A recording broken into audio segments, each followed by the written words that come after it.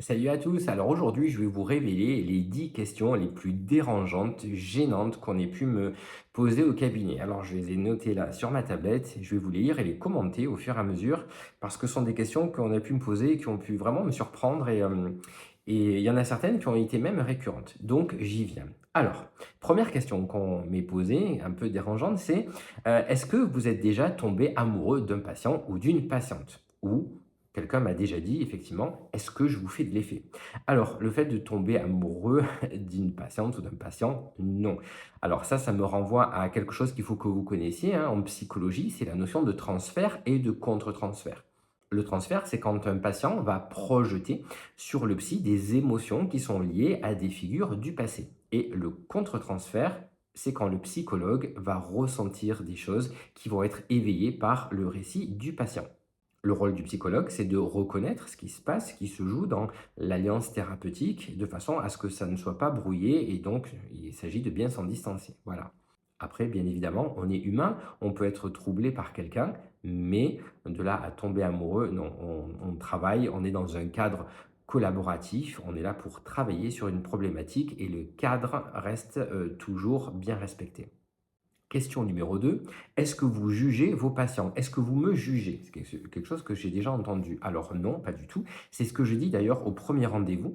Alors moi, je suis d'obédience plutôt humaniste, donc j'accueille toujours mes patients dans une neutralité bienveillante, c'est super important et on a un devoir de neutralité. Ce qui veut dire que l'on ne juge pas et c'est pour cela également que l'on ne prend pas non plus des membres d'une même famille parce que ça pourrait troubler notre neutralité. Voilà, donc non, on ne juge pas, on accueille les patients avec curiosité et empathie, quel que soit leur discours, même s'il est dérangeant, et on ne juge pas. Voilà.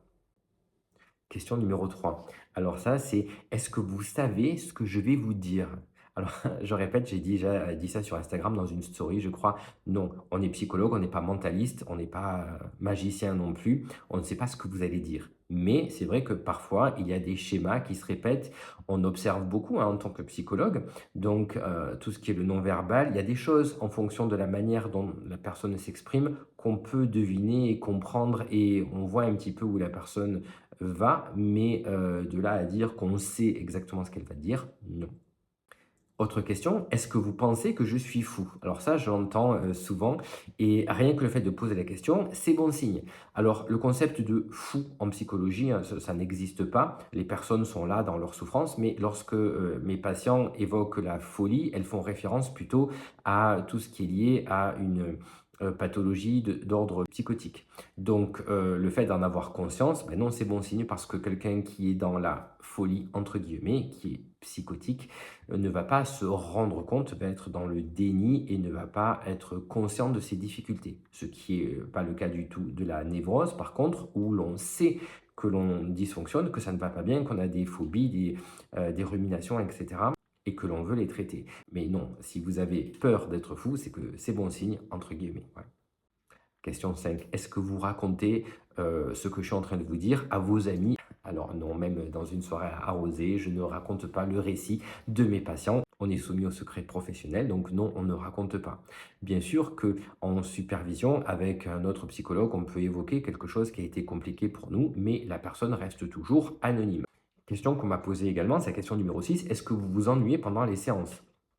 Alors, c'est rare, mais si ça m'arrive, ça m'interroge et je me pose la question: «Comment ça se fait que je puisse éprouver de l'ennui à ce moment-là?» On peut voir l'ennui comme une forme de résistance, peut-être qu'à ce moment-là, le récit a une résonance particulière pour moi et donc je me pose la question. Mais en général, non, je suis pleinement, présent dans l'ici et maintenant, donc j'écoute vraiment la personne. Une question m'a été posée à un moment donné, c'est la question numéro 7. Vous pensez à quoi pendant que je vous parle? Alors, ce à quoi je pense, bah, d'abord j'écoute et si je pense à quelque chose, je pense à ce que la personne, elle ne dit pas. C'est ce qu'on pourrait appeler aussi l'attention flottante. Ça désigne ça, une écoute ouverte, sans focalisation, qui permet de capter ce qui se joue en profondeur. Ensuite, on m'a demandé: «Est-ce que vous avez déjà pleuré devant un patient?» Alors pleurer, non. Été touché, oui, bien sûr. Il y a des récits qui sont très, très difficiles à entendre, qui sont très compliqués. Non, je n'ai pas pleuré. J'ai pu être très ému par un discours, oui, ça a pu arriver. Ça me renvoie ça à une différence entre l'empathie. L'empathie, c'est vraiment ressentir avec l'autre et ce qu'on pourrait appeler une implication personnelle, où là, on peut être submergé par l'émotion. L'empathie, hein, je ressens avec l'autre, mais je ne suis pas dans sa peine. En fait, le psy doit rester stable pour pouvoir soutenir. Question qu'on m'a posée aussi, c'est la question 9. Est-ce que vous voyez un psy vous aussi? Alors, non. Alors j'ai fait une psychothérapie pendant de longues années, de façon très régulière, toutes les semaines. Je consulte d'autres psys pour faire de l'intervision. C'est-à-dire quand je suis confronté à un cas un peu compliqué ou qui me pose problème, j'évoque ce cas sous couvert d'anonymat, bien sûr, vous l'avez compris, avec un autre professionnel et on en discute, on échange nos points de vue sur la manière de voir les choses, etc. Et donc ça, c'est assez important. Donc oui, je consulte d'autres psys en intervision. Par contre, je supervise, alors je fais ça depuis quelque temps, je supervise d'autres professionnels qui viennent me consulter pour pouvoir évoquer leurs difficultés, dans leur métier, surtout s'ils débutent et qu'ils sont, amenés parfois à devoir gérer des situations qui les dépassent un petit peu. Donc oui, la supervision, c'est ça. Sinon, il y a de la supervision et de l'intervision entre collègues. Alors, question qui m'a été posée une fois, qui a pu me gêner un petit peu parce que je m'y attendais pas. Vous gagnez combien par mois? Alors, en fait, là, j'y réponds comme ça, un psy, mais ça dépend des heures qu'il fait, hein. Il peut très bien gagner sa vie, alors on peut vivre très confortablement, pas suffisamment pour gagner un yacht, je suppose. Après, tout dépend du nombre de patients qu'on reçoit, toutes les semaines et du rythme que l'on s'impose. Certains travaillent en institution et en cabinet, moitié-moitié, d'autres complètement en institution ou complètement en cabinet. Tout dépend. En institution, bien évidemment, c'est moins bien payé que lorsqu'on est en libéral, mais ensuite, ce sont des choix personnels et après, il ne tient qu'au psychologue de travailler plus s'il a envie de gagner plus, voilà. Ah, je vous donne un petit bonus parce que j'ai encore, 2 ou 3 questions, qui sont sympas. Premièrement, est-ce que certains patients vous énervent? Moi, j'ai des émotions comme tout le monde, hein. Donc, après, quand j'ai des émotions, je tâche de les reconnaître, de comprendre pourquoi cette personne, à ce moment-là, m'énerve. Après ça renvoie à ce qu'on pourrait appeler le contre-transfert négatif, hein, quand le psy, ressent des émotions négatives par rapport à l'attitude ou au récit du patient. Mais ça, c'est intéressant également de l'analyser. Allez, les 2 dernières. D'abord, est-ce que vous vous êtes déjà trompé dans votre «analyse» entre guillemets? Bah, oui, bien sûr et c'est sain de le reconnaître. Moi, je vois quand quelqu'un arrive pour, évoquer son histoire, je prends ça comme une enquête, comme une investigation.